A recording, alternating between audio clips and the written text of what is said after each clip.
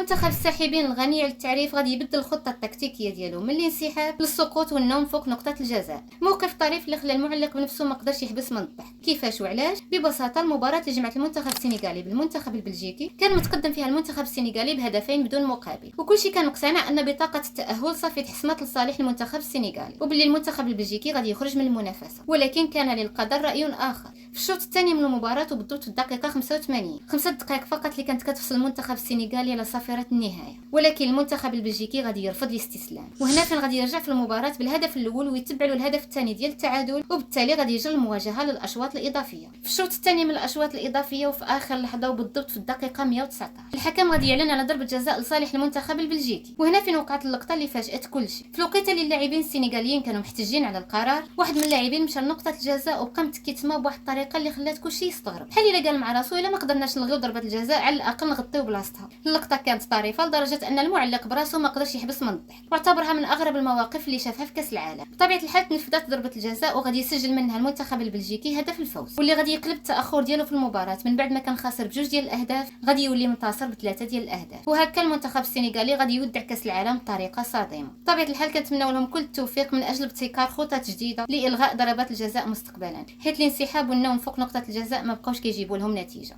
ما تنساوش تخليو معكم اعجاب للفيديو كتشجيع، وتحيه لكاع هذوك اللي غادي يمشيو يكتبوا لي في لي كومونتير كوزينتك.